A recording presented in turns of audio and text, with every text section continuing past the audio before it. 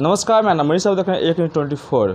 ठीक है, उपचुनाव बिहार में 4 सीट पर होने वाली है। उसको लेकर आज प्रशांत किशोर जो है तरारी का उम्मीदवार जो है तय कर दिए हैं और उसी पर आज क्या कुछ कहते हैं आरजेडी प्रवक्ता एजाज अहमद सर। आज तरारी सीट के लिए प्रशांत किशोर अपना उम्मीदवार तय कर दिए हैं, उसको क्या कुछ कहना चाह रहे हैं सर?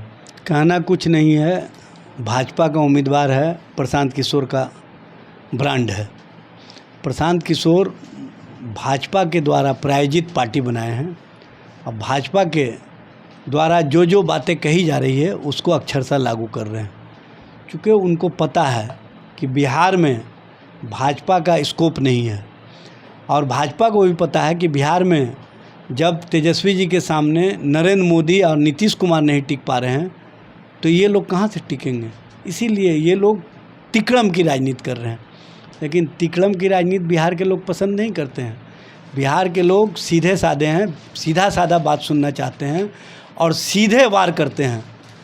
इस तरह का जो प्रशांत किशोर पांडे जी ने राजनीति शुरू किया है, कहीं ना कहीं वो अपने पीआर एजेंसी को फ़ायदे के लिए, पीआर एजेंसी के माध्यम से जो वो राजनीति करते रहे हैं, वो नारा गढ़ते रहे हैं, उस नारा गढ़ने में उनको महारत है, लेकिन राजनीति और राजनीति के पिच पर उनको कहीं कोई लोग जगह नहीं देने जा रहा है, क्योंकि पता है सभी लोगों को कि जो महात्मा गांधी का फ़ोटो लगा करके लोगों को धोखा दिया, उसने शराबबंदी ख़त्म करने की बात की, महात्मा गांधी के जन स्वराज को अपना पार्टी का नाम दे करके महात्मा गांधी के विचारों को रौंदा, उस व्यक्ति के साथ कोई खड़ा हो ही नहीं सकता है।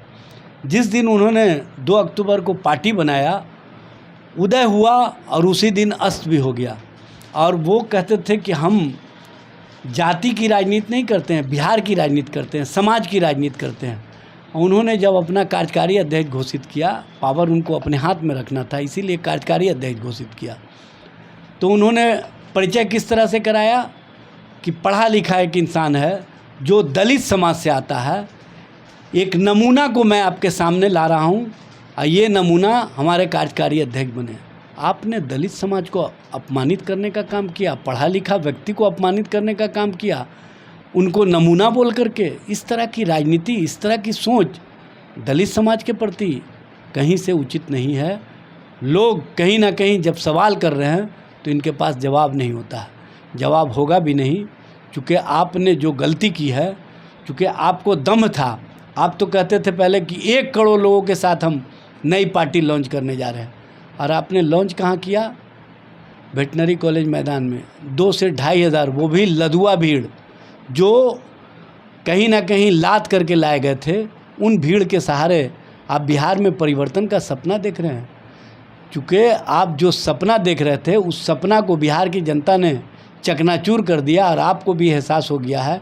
इसीलिए अब आप पार्टी के नाम पर जो जो भाजपा कहेगी उसी अनुसार आप उम्मीदवारी देंगे, ताकि भाजपा को फ़ायदा हो सके। क्योंकि जिस तरह से 2020 के चुनाव में चिराग पासवान का इस्तेमाल किया था, उसी तरह से भाजपा आपका इस्तेमाल करेगी और राजनीतिक रूप से भाजपा अपने ही गठबंधन के नेता और साथी को एलिमिनेट करने के लिए इस तरह की राजनीति कर रही है। प्रशांत किशोर बोल रहे हैं कि जाति का लड़ाई नहीं, समाज के सबको लेकर चलेंगे। प्रशांत किशोर जी समाज के प्रति कभी गंभीर रहे ही नहीं हैं।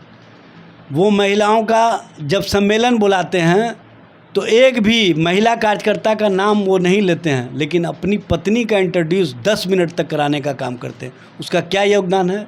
उसका क्या भीड़ लाने का पैमाना रहा है? जो महिलाएं भीड़ लेकर के आई, आपने किसी पार्वती देवी का, किसी अर्पणा यादव का या किसी अन्य का नाम क्यों नहीं लिया?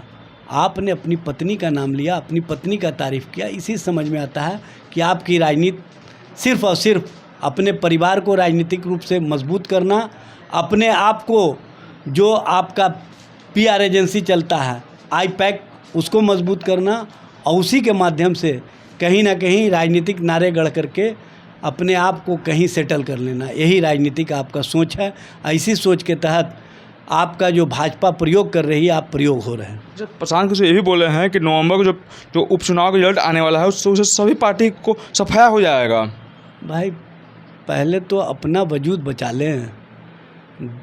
23 नवंबर को जो परिणाम आएगा, प्रशांत किशोर किसी ना किसी के साथ सट करके अपने PR एजेंसी के माध्यम से अपने आप को बनाए रख सकते हैं, चूँकि वो आईपैक कंपनी चलाते हैं।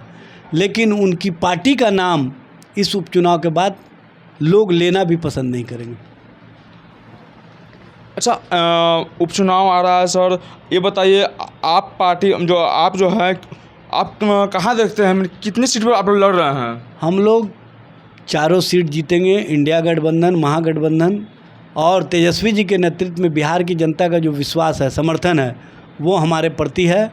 और स्पष्ट रूप से हम जनता के विश्वास को जो जीते हैं वो परिणाम में भी सामने आएगा। कब तक सीट का ऐलान होगा सर? जल्द ही हो जाएगा। हमारे नेता राष्ट्रीय अध्यक्ष लालू प्रसाद जी और तेजस्वी जी और महागठबंधन सभी नेता मिल बैठ करके सारे चीज़ों का फैसला कर देंगे। आप सुन रहे थे RJD प्रवक्ता एजाज अहमद का सारी जवाब को बाकी से जवाब दिया। तमाम खबर देखने के लिए एक न्यूज़ 24 के साथ बने रहे। धन्यवाद।